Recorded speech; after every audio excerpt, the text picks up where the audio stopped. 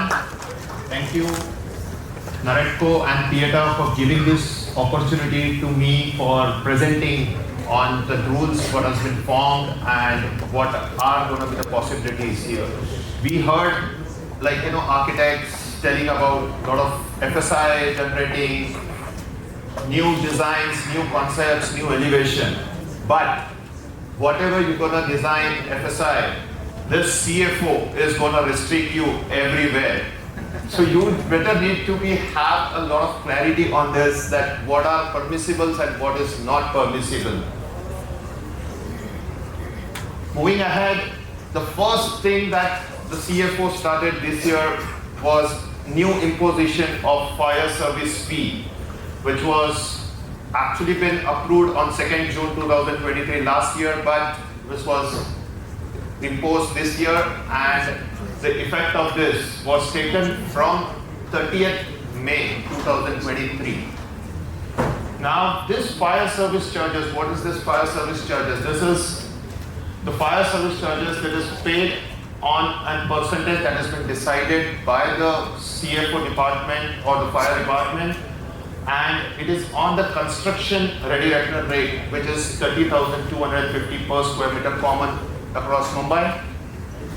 So for 45 meters we have residential building, for 76 meter institutional, 152 commercial, and accordingly. And for above 45 it's increased from 152 to 227.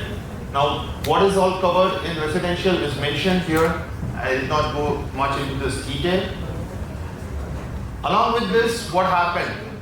Initially, as soon as this fire service charge was been levied, there was an additional impact on the costing of developer, that we were already paying scrutiny fee of 103 rupees. Along with that, this was an additional impact of 150 rupees for above 45. So initially we started paying around 257 rupees. But I would like to thank our proactive President Mr. Prashant Sharma, and with the help of Manoj Desaria and Dubalji, we immediately represented, and within 3 days the CFO had issued a circular that fire service charges need to be paid fully, but the capitation fee or the scrutiny fee will be only the 10% of the fire service charges. So which was a great savings that was been done, and thanks to NAREDCO for the immediate representation for the same. Now this fire service charges came into effect from 30th May 2023, wherein there were a lot of conditions that were been laid on the same. Now in this, where you have already paid and you have an amendment, so there are separate sections under which it has been charged, in which, where already you have paid the service charges, only the additional built up area which is proposed is to be paid accordingly, and for which there is a definition of built up area that has been mentioned, which is actually the construction area, but it includes your gross built up area like basement, stills, staircase, lift, lobbies, everything. And asterisk mark, we always say that everything is subject to condition. So it is something like, an undertaking is to be given that the proposed modification which has been put up for the approval, if it is not approved, then whatever service charges or the fees that has been as per the earlier circular needs to be paid. Same way, if it was not paid, if the fire service charges were not being paid, so again the same conditions have been applied. Now in this, proposals where fees have not been paid, but CFO have already started issuing the notice. Now they have started taking action against those buildings.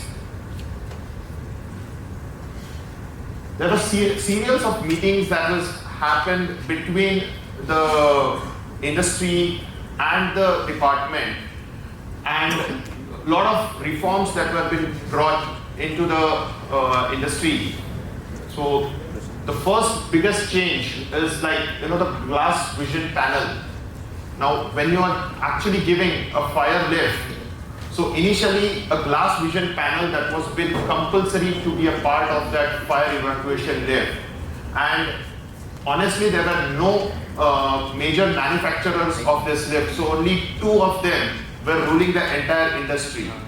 But because of this meeting, this vision panel has been now exempted, and it can be a regular lift which can be of the norms of as per NBC, and lifts like Kone, Schindler, Otis can be also be a fire evacuation lift. Basement provisions. Basements can be had with natural or mechanical ventilations as certified by METF consultant. No restrictions on the basement. There were initial lot of restrictions were there from CFO and all those things, but there is no restriction in DCPR. So hence the same is accepted. But what 1.5 meter, whatever is the open space required for that initial 1.8 or 8.4 meter depth of the basement, that's there, and additional 1.5 for the further depth. Same way, glass facades, lot of regulations were in place to put up the glass facades and all those things, but now everything as per DCPR or NBC. And the sprinklers which were insisted, too many sprinklers and drencher system and everything, now those are been done away. It's just as per the NBC, whatever the minimum requirement is there, that is to be provided. Fire evacuation tower system, that is buildings majorly for above 70 meters, you need to provide fire towers or fire evacuation lift. And this has to be opening either into the mid landing or the landing of the same. And the minimum capacity should be of 1000 kgs. Now, during the design, we had only few options that were available. That fire evacuation lift that has been proposed, it should have a smoke check lobby, and it was like in the mid landing was there. But the outcome of this meeting was that we have these several options available, that it cannot be only in the mid landing. It can be directly in the lobby, it can be at the main landing, or it can be have a separate passage also. Now everything this is again free of FSI. We need to work on that, whatever permissible as per DCPR. The front open gate or the compound wall. Now always CFO used to insist that there should not be any compound wall in the front. It should be chainage, always accessible and all those things. But there was no provision in the DCPR, which is now accepted by the CFO. And on case-to-case basis, depending on the road width and the open space that is available, the same can be do away. Size of water tank. This was a major hurdle that every developer was actually facing. That while designing a building, what will be my underground capacity that is required as for the firefighting as well as for the overhead. Now the same can be actually certified by the MEP, and it has to be as per the DCPR, which is already has a mentioned regulation separately, which is mentioned here that okay fine, you need to only provide only this much. Now it's not that CFO is telling 1 lakh liter, but this says 50,000, then you can restrict it to 50,000. It's not required. So these are for the residential and the non-residential building. One major condition is IoT. Now this IoT is like something which is to be implemented in the residential building, and there is no reference code.